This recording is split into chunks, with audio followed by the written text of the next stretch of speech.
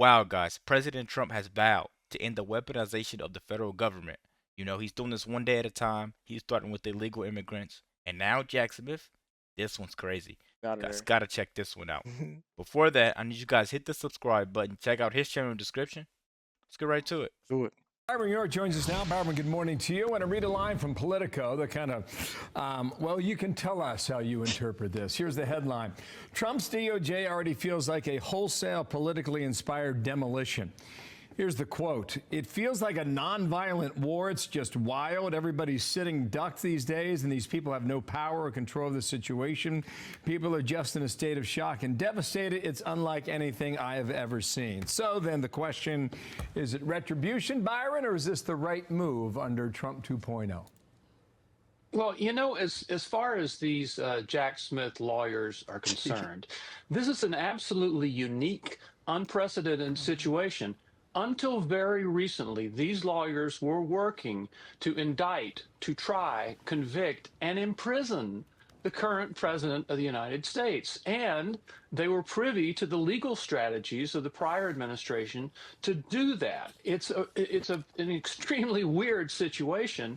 And it seems really kind of a prudent idea that they should actually leave, given what has gone on. Now, Yep. David Spunt just suggested that there's going to be this civil service fight, and they're going to treat these lawyers as if they were just working in the environmental division or something like that. But this is an extremely unique situation of people who are attempting to imprison the current president of the United States.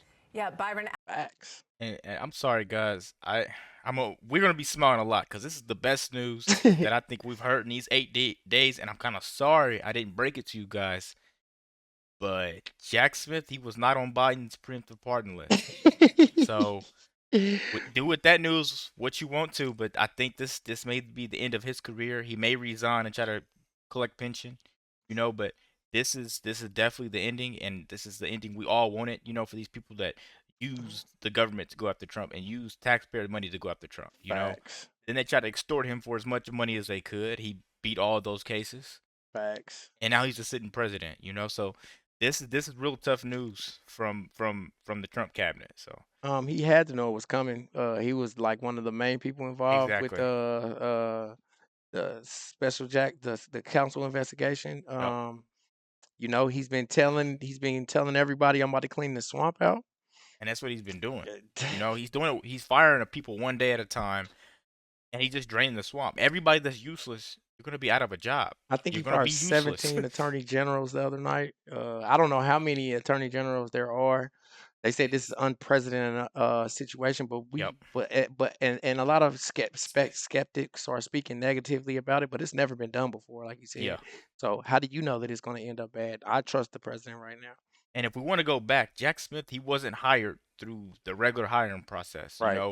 What was his name? Merrick Garland. Mayor Garland. Yeah. So he didn't get the Senate approval. Right. To He bring went him on. to the DOJ like that. So they're not really gonna care too much about this loss, but we do because They we had know created this special counsel. They was called the Special Counsel of Fairness or something like that. It Yeah. was like a creative council that they created To just go to try after to Trump. convict Trump. That's Yeah. right. Let's keep going, guys. Make sure you hit that subscribe button so we can bring you all the latest news. Let's see what we got. What he said. Absolutely. It seems like the unique nature of the work that they were doing, which, as you say, is totally unprecedented, puts them in a difficult situation. It also, I think, sheds light on how much focus and how much time and how much energy the entire department was putting into these cases. Especially when you look at the fact that Christopher Wray, when he testified, said that China was the biggest threat. You look at the terrorists who have come in across the southern border, and it's pretty clear that they want there to be a very new focus that maybe these folks would not be necessarily geared for.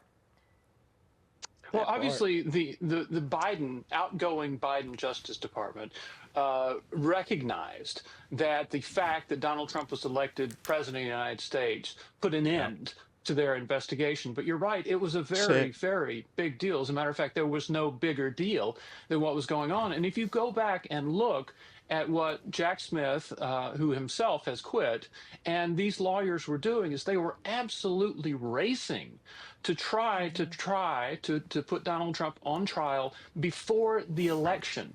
They would never admit that they were doing it to try to beat the election deadline because that was Facts. against Justice Department rules, but that's what they were doing. So again, this is just such a unique situation. It seems that their position in the Justice Department now is really pretty untenable. So tomorrow at this time, we're going to be knee-deep in hearings.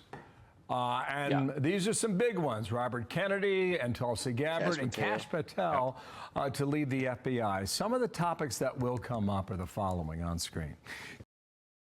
Before we get into those topics, I want to pose a question to you guys. Me personally, I think we both agree on this. They should be in jail. You know, I don't think getting fired is good. I think that's letting them off the hook way too easy.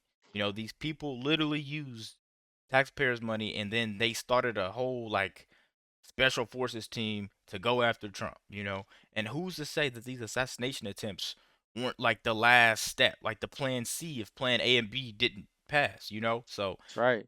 it's been so many attempts to take this man out of the game, and he ended up winning the game, you know. And it didn't have to reach overtime. That's Let's right. keep going, man. That's right.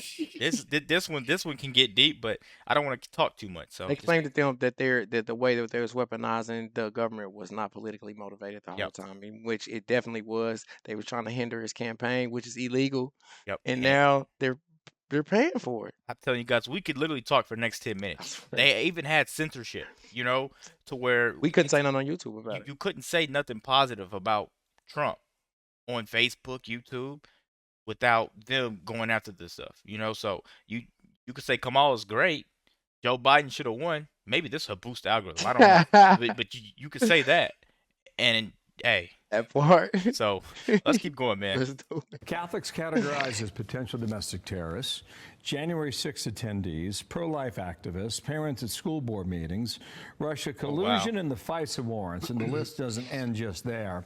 What are you listening for? And does Kash Patel get confirmation, Byron?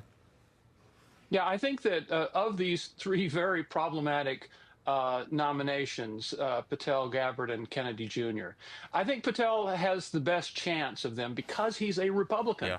There are a lot of Republicans in the Senate and in the House as well. Doesn't get a say in confirmation, but there's a lot of support on Capitol Hill for Kash Patel. They support what Patel did when he was working for Devin Nunes, when Nunes was chairman of the House Intelligence Committee, because they were investigating this internal probe against Donald Trump, against the Trump campaign, that's now become known as the Russia hoax. I mean, Patel was really a leading edge of trying to uncover what the FBI and the Obama administration and the intelligence agencies were doing, targeting Donald Trump and his campaign. So my feeling is there's a lot of Republican appreciation for Patel for having done that, and I think that he'll actually have an easier go of it because he is a Republican, has partisan support, as opposed to somebody like Kennedy, who has irritated some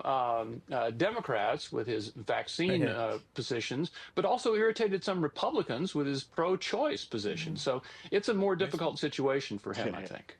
Byron, thank you very much. Lots to look forward to this week. Thank you, Martha. It's gonna be a Okay, crazy week. that's gonna be good. And Merrick Garland, you're next. First of all, second of all, Tulsi Gabbard and Kash Patel working together. I think that's something that is gonna make history. They're gonna uncover a lot of stuff, and RFK's in charge of health, so he's right for going after those vaccines and Classified files. Yep.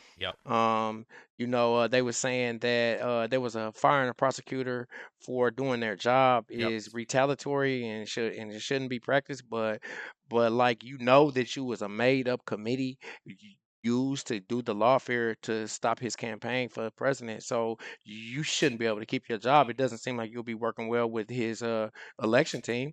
Yeah. So You lied to try to get him you know, locked up basically.